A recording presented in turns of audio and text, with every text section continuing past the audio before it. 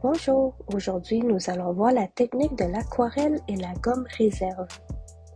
Tu auras besoin Du papier aquarelle, des pinceaux, une palette de peinture ou des crayons aquarelle, de la gomme réserve, un bol d'eau, un autre bol d'eau savonneuse, un bâton de bois, des branches ou autre objet pour appliquer la gomme réserve.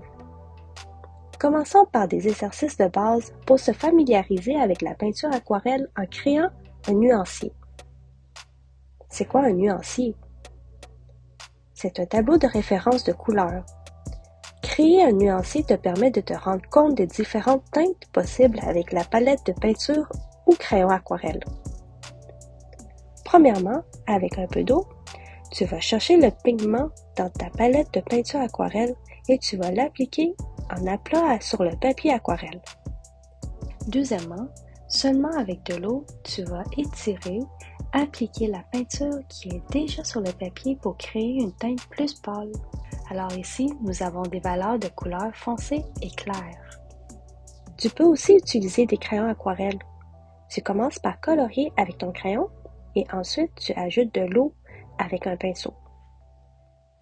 Tu peux créer un dégradé de plusieurs couleurs ou d'une couleur.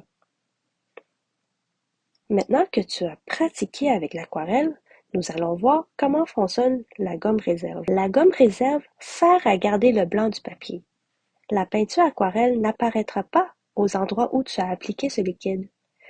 Applique la gomme réserve à l'aide d'un bâton, des branches ou autres objets pour créer des formes. Une astuce. Si tu choisis un pinceau pour l'application, mouille ton pinceau dans l'eau savonneuse avant de tremper dans le liquide de la gomme réserve. Ensuite, il faut laisser sécher environ 10 minutes. Quand tout est sec, tu peux appliquer l'aquarelle.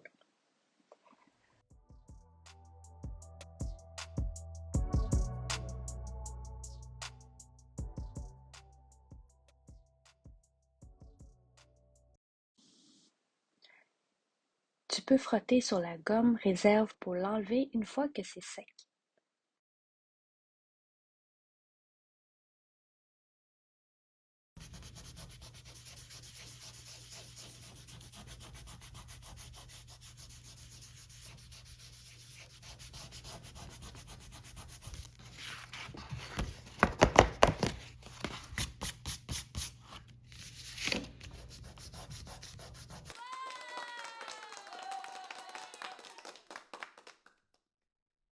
Tu peux créer des formes arrondies ou angulaires, des lignes, des points ou même de l'écriture.